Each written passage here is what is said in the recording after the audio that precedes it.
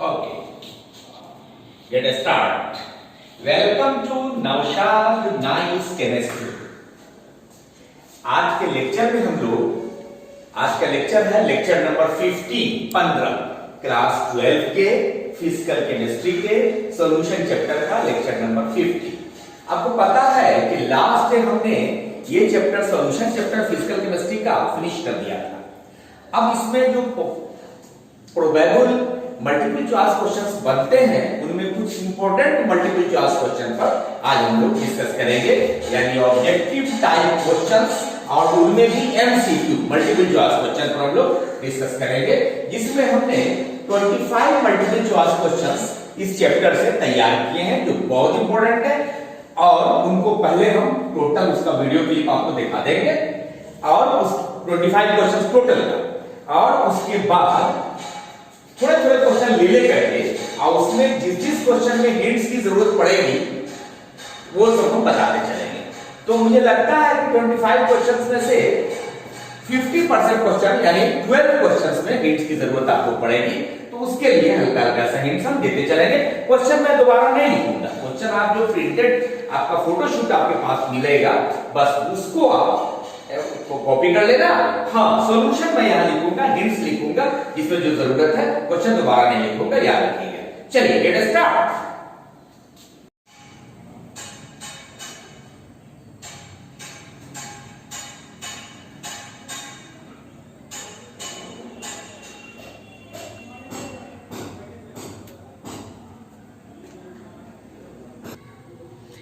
अब question number 1 to 5 आप लोग देख लीजिए, जिसका हिंट्स हम लोग एक एक करके देखेंगे। ओके,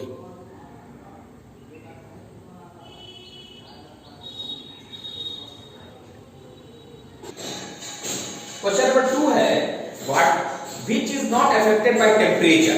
टेम्परेचर से कौन अफेक्टेड नहीं होता, तो इसका आंसर है मोलरिटी। मोलरिटी टेम्परेचर से अफेक्टेड नहीं है। क्यों भाई? बिकॉज इसमें हिंट्स है because volume is not involve here, क्योंकि यहां वॉल्यूम इन्वॉल्व नहीं है। Because volume is not involve here. जिस डिफिनेशन में या जिस फॉर्मूला या जिस टर्म में वॉल्यूम इन्वॉल्व है वो टेम्परेचर से अफेक्टेड होता है, जैसे कि नॉर्मलिटी, मोलरिटी, फॉर्मलिटी, इन सब में वॉल्यूम इन्वॉल्व है, इसलिए टेम्परेचर से अफेक्टेड होता है। लेकिन मोलरिटी वॉल्यूम इफेक्ट इसमें नहीं इन्वॉल्व है, इसलिए यहां टेम्परेचर से अफेक्टेड नहीं है। इसके अलावा मास परसेंटेज है ना, इस सब में भी मोल फ्रैक्शन, इनमें भी ये भी टेम्परेचर पर डिपेंड नहीं करता। इस तरह से क्वेश्चन 2 हो गया। क्वेश्चन 3 है कि what is molarity of pure water. Pure water का मोलरिटी क्या है, तो इसका आंसर होगा बी। क्या भाई? देखिए, molarity of pure water capital M, यानी ये हो गया मास 1 kg वाटर के लिए 1000 cc हो गया वॉल्यूम, और मोलर मास इसका 18 हो गया, डिवाइड कीजिएगा 55.55, ये आंसर हो गया 55.55, ये हिंट्स हो गया। क्वेश्चन 3 हो गया। क्वेश्चन 4 है आपको molarity of 0.2 Na2CO3 solution is, ये क्या होगा? सी आंसर हो गया इसका, है ना, 0.1 N। कैसे भाई? चूंकि आपको पता है कि normality N equal to molarity M capital M और into small m। Small m क्या है भाई? यहां पर number of positive charges, number of positive charges है ना। n का वैल्यू अलग अलग जगह अलग अलग होता है, तो यहां पर ये वैल्यू है। तो आ जाइए, इस तरह से मोलरिटी निकालिएगा तो आ जाएगा normality bye number of positive charges. और नॉर्मलिटी आपका हो गया कितना भाई, क्वेश्चन में देख लीजिए 0.2 और नंबर ऑफ चार्जेस कितने हैं 2 होगा। क्यों भाई, इसलिए क्योंकि देख लीजिए हिंट्स Na2CO3 यहां 2Na प्लस और CO3 माइनस माइनस, तो 2 प्लस है 2 हो गया। डिवाइड करेंगे तो 2/20 यानी कि 0.2 आंसर हो गया। चलिए क्वेश्चन नंबर 4 तक देखा हम लोगों ने। सॉरी यहां पर 0.1 मोलैरिटी आंसर। ओके चलिए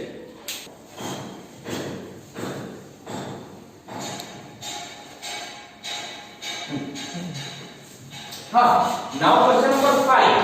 क्वेश्चन नंबर 5 है आपको mole fraction of glycerine in solution containing 36 gram of water and 46 gram of glycerine. चलिए भाई इसमें आंसर आएगा आपको सी। कैसे आएगा ये देख लीजिए, हिंट्स है। पहली बात number of moles of water ले लीजिए, है ना, number of moles of water, ठीक है। तो नंबर ऑफ मोल्स क्या होता है, मास बाय मोलिकुलर मास।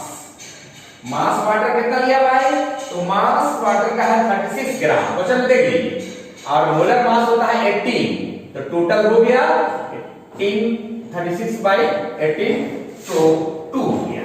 उसके बाद number of moles of glycerine, यानी mass of glycerine by molar mass of glycerine. तो मास ऑफ ग्लिसरीन जो होगा वो दिया हुआ है आपको 46। अब मोलर मास निकाल लेंगे, क्वेश्चन में दिया हुआ है ग्लिसरीन का फार्मूला उससे, तो आएगा आपको 92। तो इस तरह से ये कट करके आएगा 0.5। तो ये दोनों आपने निकाला। अब आइए आपको निकालना है मोल फ्रैक्शन। तो मोल फ्रैक्शन जो निकालिएगा आप, तो मोल फ्रैक्शन का फार्मूला क्या होता है आपको पता है। मोल फ्रैक्शन का फार्मूला होता है, तो mole fraction of glycerine equal to number of moles of glycerine by number of moles of glycerine plus number of moles of water. तो number of moles of glycerine कितना हो गया, ये 0.5 और यहां हो गया 0.5 और number of moles of water 2। तो दोनों को आप सिंपलीफाई कीजिए, तो 2.5 और इसको कैंसिल कीजिएगा, तो 5/2.5 यानी कि 2.5 0.2 इसका आंसर हो गया। इस तरह से ये हो गया question number 5। Now question number 6 to 15, 6 से 15 तक का क्वेश्चन को आपका फिर अलग से वीडियो शूट हो रहा है, स्क्रीनशॉट आप देखिए। क्वेश्चन दोबारा मैं नहीं लिखूंगा, अब इसका हिंट्स मैं बताने जा रहा हूं।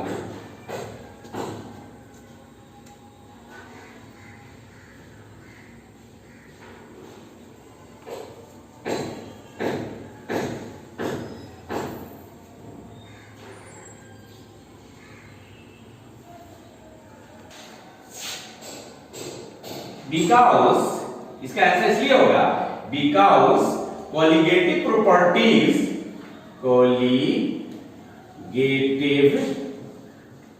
properties depends upon number of particles. Colligative property depends upon number of particles. And here optical activity is not colligative property because it doesn't depend upon number of particles. Okay, question number 6 7 6 हो गया. 7th आइए. Which of the following has maximum depression in freezing point? इनमें से freezing point का depression सबसे ज्यादा किस में होता है? तो जान लीजिए freezing point का depression एक colligative property है और colligative property number of particles पर डिपेंड करता है, solute particle पर.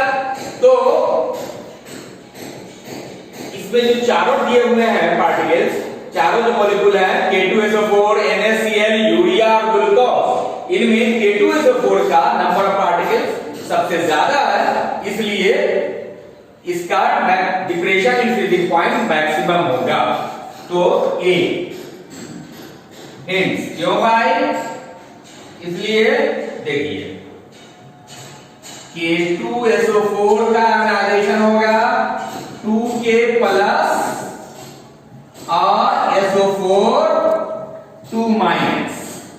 Here number of particles, here number of particles produced, here number of particles produced बराबर 3, 2 upon 3 है ना. It is maximum and depression of freezing point directly proportional to number of particles 3 है ना. तो hence K2SO4 has maximum number of particles, hence so it has maximum depression in freezing point, maximum depression in freezing point, maximum depression in freezing point. बस पहले वाला question से related. ओह सब हो गया.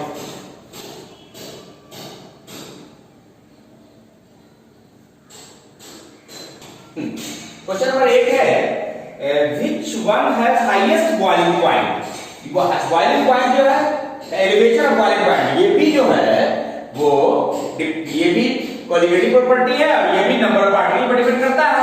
नंबर ऑफ पार्टिकल ज्यादा होगा तो इसका वैल्यू भी ज्यादा होगा. तो आठवां का सी आंसर सही है. हेंस क्यों भाई? देखिए BaCl2 बेरियम क्लोराइड जो है ये आयनाइजेशन के बाद टूट जाएगा Ba++ और 2Cl माइनस. तो नंबर ऑफ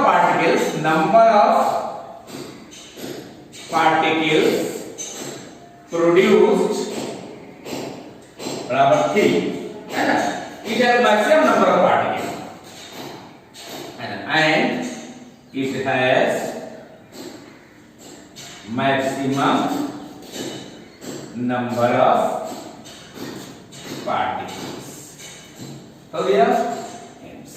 उसी तरह से क्वेश्चन नंबर 8 के बाद 9 में देखिए at 25 degree Celsius the highest osmotic pressure भी कोलिगेटिव प्रॉपर्टी है, ये भी नंबर ऑफ पार्टिकल पर डिपेंड करता है. और इसमें आंसर इसमें भी होगा आंसर ए. उसी तरह से जैसे ऊपर के दो क्वेश्चन में हुआ है ना, जैसा ऊपर के दो क्वेश्चन में हुआ है उसी तरह इसमें भी होगा. तो Ca++ और 2Cl माइनस हो गया. It has maximum number of particles, it has maximum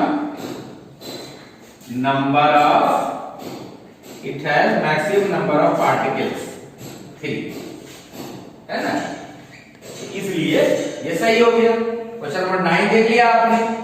10वां है कि आइसोटोनिक सॉल्यूशन है सेम. आइसोटोनिक सॉल्यूशन में मोलर कंसंट्रेशन और ऑस्मोटिक प्रेशर दोनों सेम रहता है, इसे बताने की जरूरत नहीं है. और क्वेश्चन 12 आ जाइए. क्वेश्चन 12 में है कि which one has identical bond of factor. इस इसमें वांट ऑफ फैक्टर उड़ जाए, इसको हम लोग फिर अलग से देखते हैं।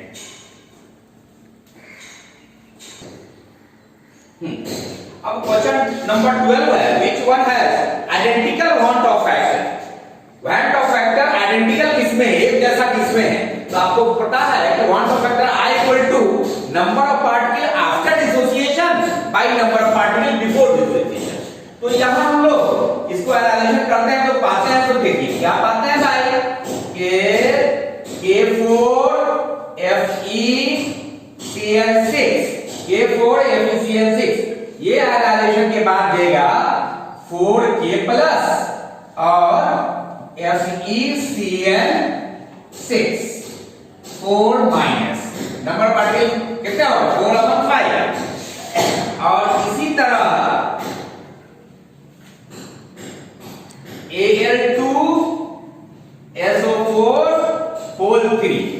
ये भी एनालाइजेशन कीजिएगा तो आपको मिलेगा 2Al3 प्लस और 3SO4 2 माइनस, तो 2 और 3 5। तो आपने क्या देखा कि here number of particles after dissociation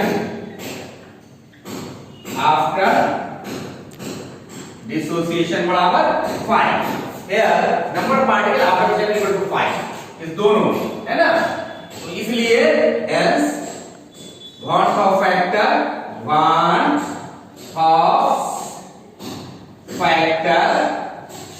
I equal to होगा number of particle after dissociation by number of particle before dissociation.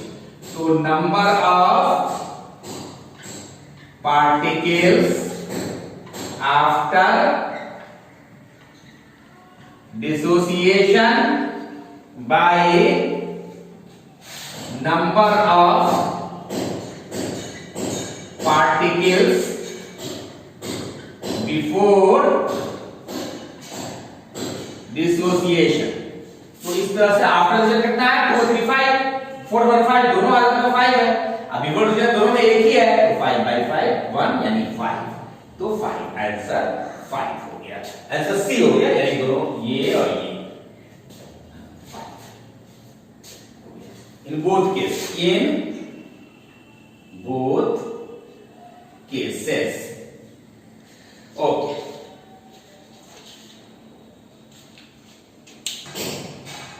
Question 40 इसमें क्या है भाई कि in an aqueous solution of glucose is allowed to freeze, यानी glucose और water का solution है जिसको फ्रीज किया जाता है, जमाया जाता है।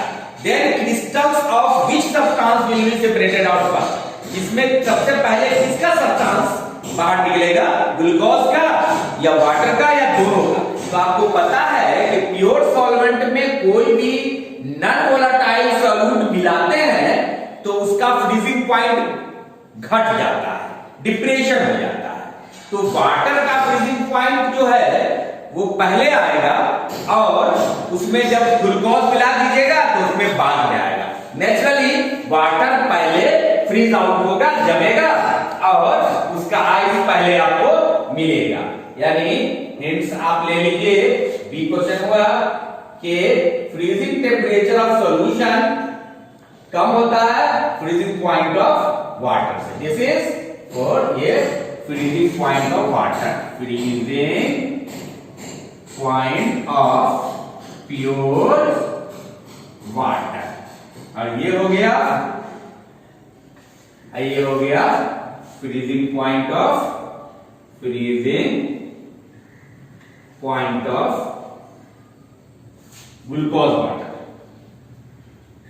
Glucose water solution.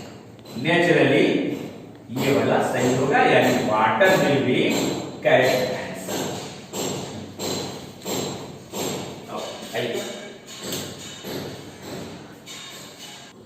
नाउ उसके बाद क्वेश्चन नंबर 15 के बाद के कुछ क्वेश्चंस देख लीजिए जिसका सॉल्यूशन मैं आपको अभी बताऊंगा।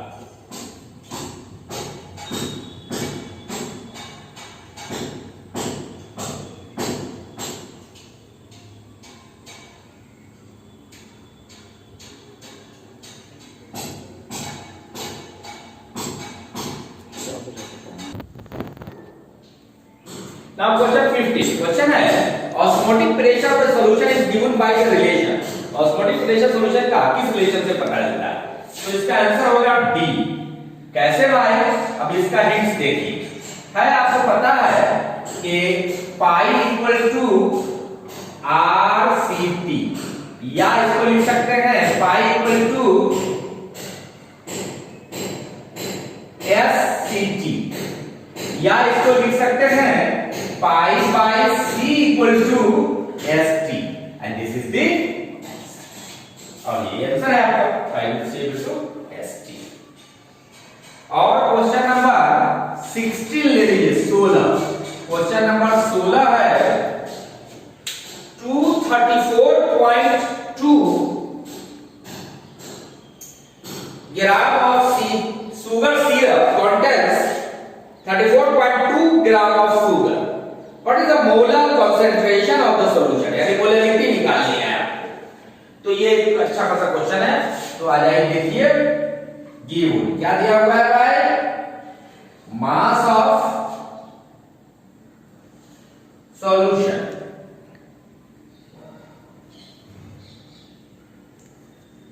इसको पहले से बताता हूं।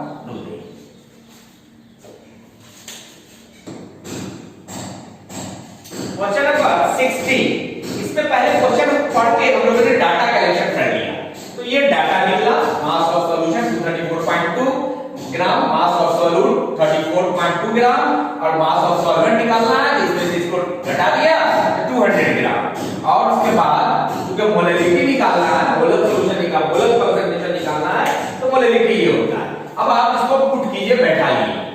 तो WP मास ऑफ सॉल्यूट हो गया 34.2 by mg mass of solvent हो जाएगा, मोलर मास ऑफ सॉल्वेंट। तो किसका निकालना है भाई? तो शुगर का, तो 342 आएगा। सुक्रोज का जानते हैं आप, है ना, C12H22 O11, ये आएगा 342 C12H22 O11 का, ये इतना आता है। और उसके बाद 1000 1 किलोग्राम में, और बाई ये निकालना है, सॉरी ये आपको WA होगा, WA ग्राम, WA हो गया 200 ग्राम। तो अब ये कीजिएगा तो आपको ये हो जाएगा 5 से, और ये हो जाएगा 10 5, तो 1/2 यानी 0.5, इसके लिए जरूरत नहीं है, 0.5 आंसर। यही मोलरिटी आपका आंसर हुआ 0.5, जो कि 16th का आंसर नंबर बी है। 16th का बी आंसर है, B. Okay,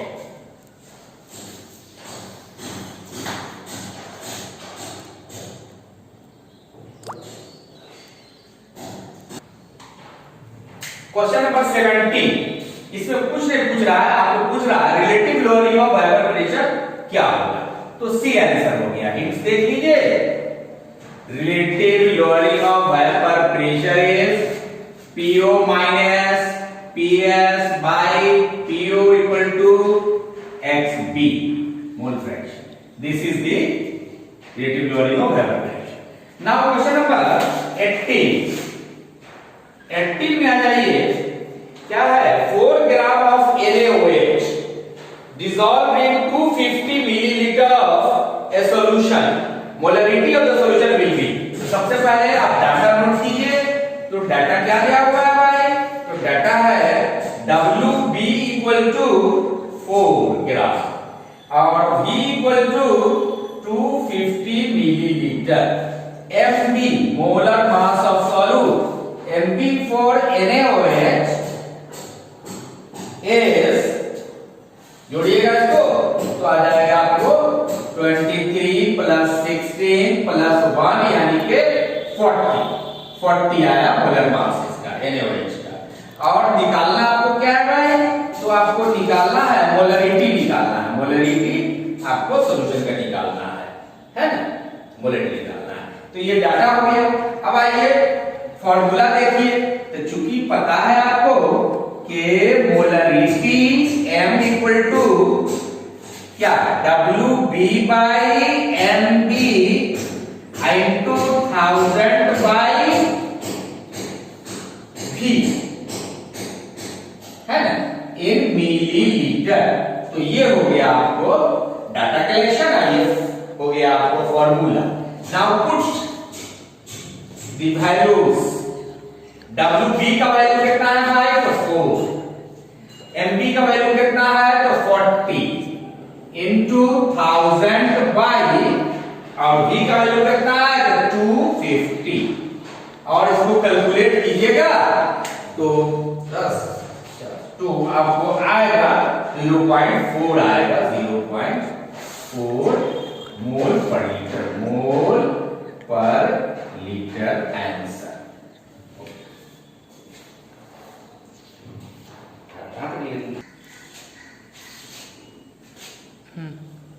now question number 20। Question है normality of 0.3 capital M phosphorous acid is what. Normality आपको निकालना है, मोलरिटी दिए हुआ है। तो आ जाइए, क्या कीजिएगा, इसका आंसर सही आएगा बी। कैसे भाई, क्वेश्चन आप देख लीजिएगा, जस्ट पहले आपका फोटो शूट हो गया। अब आ जाइए, हिंट्स क्या है, normality n equal to molarity n into basicity capital है, बेसिसिटी। बेसिसिटी कहते हैं number of replaceable hydrogen atom acid. ये हो गया, तो आपको निकालना है ये। तो नॉर्मलिटी इक्वल टू मोलरिटी कितना दिया हुआ है, तो मोलरिटी दिया हुआ है 0.3, और बेसिसिटी यहां पर कितना होगा, तो 2 होगा, तो 0.6।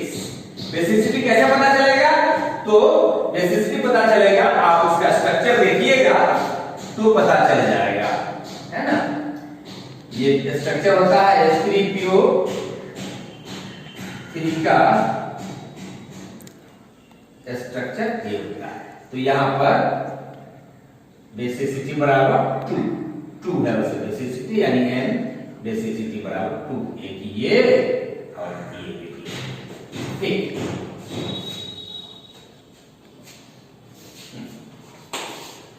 आइए लास्ट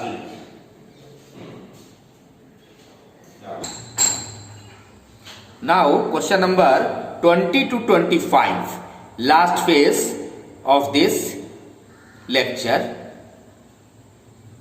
20 से 25 तक को हम लोग अब शूट कर रहे हैं। अगर छोटा दिखेगा तो इसको जूम कर लीजिएगा, फोटो शूट करके जूम कर लीजिएगा तो साफ दिखेगा आपको। फोटो शूट करके क्वेश्चन का उसको जूम कर लीजिएगा। नाउ क्वेश्चन नंबर 21, इसका आंसर बी होगा। कैसे होता है वो ये देखिए। सबसे पहले डाटा कलेक्शन कर लिया। क्वेश्चन क्या हुआ है 21 का, osmotic pressure of 1 capital M solution, 1 molar solution. तो 1 मोलर सॉल्यूशन का मींस क्या होगा, 1 mole of solute is dissolved in 1 litre of solution. The number of moles हो गया 1 मोल, अब वॉल्यूम हो गया 1 लीटर। टेंपरेचर है 27 डिग्री सेल्सियस, केल्विन में बदलेंगे 273 ऐड कर दिया, 300 केल्विन हो गया। और सॉल्यूशन कांस्टेंट का वैल्यू आपको पता ही है, जो गैस कांस्टेंट का वैल्यू होता है वही सॉल्यूशन कांस्टेंट का वैल्यू होता है।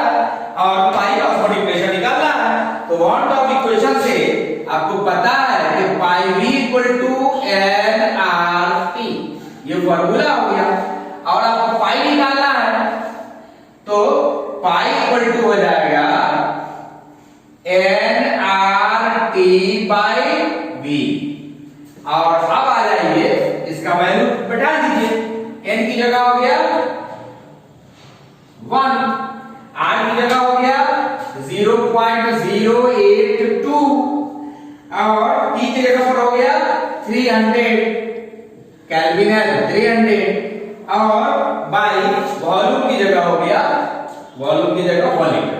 और सबको कैलकुलेट कीजिएगा तो आपको आएगा आंसर, आपको आएगा आंसर आएगा आपको 24.6 atmosphere, 24.6 atmosphere is your answer. यही हो गया 24.6 एटमॉस्फेयर। और इस तरह से 21वां क्वेश्चन हो गया।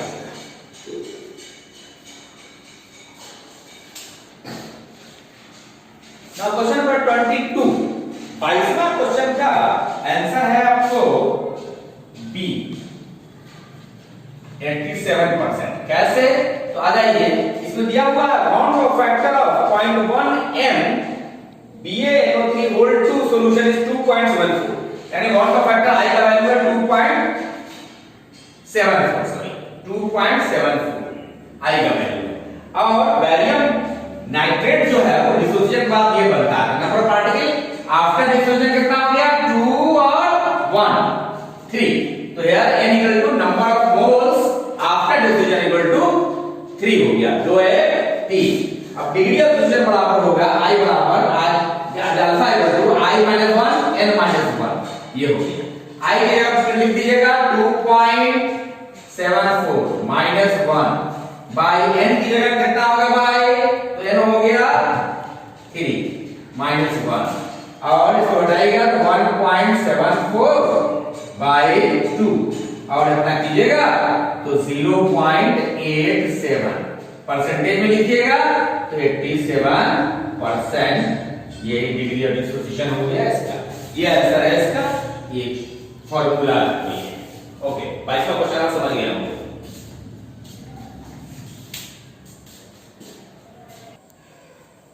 Now 24th question number 24 for hint, इसमें आंसर होगा C। कैसे भाई? तो हम डाटा कलेक्शन कर लिया। देखिए, an elevation in boiling point of a solution of 10 gram of solute, 10 gram solute हो गया, तो mass of solute WB 10 ग्राम हो गया। मोलर मास 100, तो मोलर मास solute का 100 हो गया। 100 gram water, mass of solvent 100 ग्राम हो गया। तो the velocity constant of water, velocity constant बना है, molar elevation boiling point constant निकालना है। और आपको पता है कि delta TB elevation of boiling point equal to kb into m, और इसको लिखिएगा तो इधर लिखिए delta TB equal to kb। अब स्मॉल है, मोलरिटी का वैल्यू जानते हैं, formula WB by MB into 1000 by WA हो गया इन ग्राम। तो delta TB equal to KB into WB के जगह डालिएगा 10, MB के जगह डालिएगा 100, 1000 by WA की जगह बैठाइएगा ये भी 100। तो इस तरह से ये आप देखिएगा टोटल कट जाएगा, और इसे ये टोटल कट जाएगा, तो delta TB equal to KB into 100, यानी डेल्टा टीबी इक्वल टू, यानी KB equal to delta T, KB equal to delta TB, और यही हो गया delta TB is the answer. और इस तरह से 24th क्वेश्चन हमारा फिनिश हो गया। और 25th में क्या है? Blood and the solution in which blood cell remains normal are called isotonic solution. Isotonic solution इसे कहते हैं जिसमें ऑस्मोटिक प्रेशर समान हो और उनके कॉन्सेंट्रेशन समान हो। तो यहाँ पर ब्लड और वो सॉल्यूशन जो होगा ब्लड सेल में, है ना, वो सॉल्यूशन जो है वो सेम है, इसका मतलब है ऑस्मोटिक प्रेशर ये आइसोटोनिक हो गया। और इस तरह से हम लोगों ने चैप्टर नंबर 1 सॉल्यूशन चैप्टर के 25 क्वेश्चन देखे और उसका आंसर बताया, जिसमें हमको मैक्सिमम की हिंट्स की जहां जहां जरूरत थी मैंने आपको बता दिया। और इस तरह से हमारा पहला चैप्टर सॉल्यूशन का, पहला चैप्टर फिजिकल केमिस्ट्री का सॉल्यूशन चैप्टर बहुत सक्सेसफुली 15 लेक्चर में हमने खत्म किया, जिसमें हमने टोटल थ्योरी एक एक करके पढ़ाया है, टोटल न्यूमेरिकल्स बताए हैं, मैक्सिमम होमवर्क लिए हैं और मल्टीपल चॉइस क्वेश्चंस भी प्रोवाइड किए हैं। मगर इतना मल्टीपल चॉइस से काम नहीं चलेगा, इसके अलावा भी आपको कम से कम 100 और मल्टीपल चॉइस क्वेश्चन बनाने पड़ेंगे, जो आप बैक क्वेश्चन या डिफरेंट क्वेश्चन से आप डिफरेंट गाइड से ले सकते हैं, या मेरा जो रेगुलर क्लास होगा डेली क्लास उसमें मैं ऑब्जेक्टिव क्वेश्चन कराता हूं उसमें भी आप हेल्प ले सकते हैं। इसके अलावा या खुद से प्रैक्टिस कीजिए आप। और इस तरह से हमारा ये खत्म हुआ। नेक्स्ट चैप्टर हम लोग शुरू करेंगे इसके बाद इलेक्ट्रोकेमिस्ट्री है ना, वो that is also wider chapter, बहुत इंपॉर्टेंट चैप्टर है। और सॉल्यूशन को आप रेगुलर वे में फिर लास्ट में इंस्ट्रक्शन देंगे आपको कि सॉल्यूशन चैप्टर को लेक्चर 1 से आप YouTube पर सर्च कीजिएगा और 1 2 3 4 5 आगे पीछे नहीं पढ़िएगा, सीरियल वाइज पढ़िएगा। लेक्चर 1 से लेके 15 तक उसको डेली एक लेक्चर तैयार कीजिए। मेरा कोई भी लेक्चर 30 मिनट से लेके 40 मिनट तक का है, 30 मिनट से 40 मिनट, 40 मिनट से ज्यादा का नहीं है और 30 मिनट से कम का नहीं है, जो कि आराम से आप उस लेक्चर को 2 घंटा में आप तैयार कर सकते हैं। तो इस तरह से आप डेली एक लेक्चर तैयार करके सिस्टमेटिक वे में थ्योरी, न्यूमेरिकल, ऑब्जेक्टिव ये सारा कुछ कीजिए, तो आपका इससे इस चैप्टर से कहीं भी क्वेश्चन +2 में, बिहार बोर्ड में या सीबीएसई में आपका क्वेश्चन नहीं छूटेगा। और कॉम्पिटिटिव एग्जाम में भी आपका बेस स्ट्रांग हो गया। हाँ, कॉम्पिटिटिव एग्जाम में ऑब्जेक्टिव क्वेश्चंस आपको हर चैप्टर से बनाने पड़ेंगे, कम से कम 1000 क्वेश्चन आपको ऑब्जेक्टिव बनाने पड़ेंगे हर चैप्टर से, लेकिन सबका बेस एक ही होगा, है ना। और उससे आप हमसे क्लास रूम कोचिंग में हेल्प ले सकते हैं। और फिर हम आपको कहेंगे कि आप नौशाद नाइस केमिस्ट्री को सब्सक्राइब कर लीजिए और उसके नीचे बनी हुई घंटी को दबा दीजिए, जिससे कोई भी मेरा वीडियो तैयार होगा तुरंत आप तक पहुंचेगा और उसको रेगुलर वे में तैयार कीजिए। और इसको जहां तक हो सके फैलाइए स्टूडेंटों के बीच। स्टूडेंट को कहिए कि भाई नौशाद सर ने बहुत सिस्टमेटिक वे में बहुत बढ़िया से बाइलैंग्वेज हिंदी इंग्लिश मिला करके बहुत अच्छे से पढ़ाया है, और उसको सब्सक्राइब और लोगों को कहिए करें। यूट्यूब पर, फेसबुक पर भी इसको फैलाइए, व्हाट्सएप पर फैलाइए और स्टूडेंट्स को एक दूसरे को कम्युनिकेट कीजिए और इसको सिस्टमेटिक वे में लिख करके कॉपी तैयार कीजिए। और आप जहां तक हो सके इसको बढ़िया से तैयार करके और अच्छा से अच्छा रिजल्ट दीजिए, वही मेरा इनाम है। क्योंकि ये ऑनलाइन लेक्चर से मॉनेटरी मुझे कोई गेन नहीं हो जा रहा है, कोई पैसा कमाने का मोटो नहीं है। सिर्फ मेरा मोटो है कि मेरे जो स्टूडेंट हैं वो उससे हमसे बेनिफिटेड हो सके। मेरा जो 40 इयर्स टीचिंग एक्सपीरियंस केमिस्ट्री में है, इसका वो फायदा ज्यादा से ज्यादा ले सके। और हमने बहुत नीचे जाके सिंपल वे में एकदम ग्राउंड लेवल पे जाके सारा कुछ को बताया है, ये सोच करके कि मैं स्टूडेंट को जो कुछ नहीं जानना है वो बताने जा रहा हूँ। हाँ, बेसिक थोड़ा अंग्रेजी की नॉलेज आपको रखनी पड़ेगी और एक एक करके प्रैक्टिस कीजिए। और फिर इस तरह से हम लोग आज इस चैप्टर को गुड बाय कहेंगे। लॉकडाउन का सिलसिला भी चलेगा और जब तक लॉकडाउन चलेगा तब तक ये ऑनलाइन क्लासेस का सिलसिला भी मेरा चलेगा। नेक्स्ट लेक्चर में हम लोग इलेक्ट्रोकेमिस्ट्री को देखेंगे, है ना। फास्टिंग मंथ भी मेरा हम लोग का चल रहा है और फास्ट करके आपके लिए पढ़ा रहा है। बहुत इसका मैं बहुत मेहनत कर रहा हूं मैं, इसका बेनिफिट आपको होना चाहिए। और कैसा लगा आपको ये आप आपको मेरे नंबर पर, मेरा नंबर है, मेरा पर्सनल नंबर है 9334332711। This is my WhatsApp number. इस व्हाट्सएप नंबर पर आप हमको बताइए या इस ग्रुप में जुड़ करके आप हमको बताइए कि आपको क्लास कैसा लगा, मेरी टीचिंग कैसा लगा, आपका स्टाइल, और उससे कहां तक फायदा हुआ आपको। और कुछ कमियां नजर आ रही है तो वो बोलिए, दो कमी नजर आएगी। अगर आपको बोर्ड साफ नहीं दिख रहा है तो जो रिटन मटेरियल है उसको आप फोटो शूट कर करके उसको और स्क्रीनशॉट लेकर के और उसको जूम करके देखिए। और आवाज अगर साफ नहीं सुनाई पड़ रही है एयरफोन का यूज कीजिए और इस तरह से आप फायदा उठाइएगा। और आज के लिए good bye, see you again tomorrow for next lecture electrochemistry, विद्युत रसायन। Best wishes, thank you, good bye.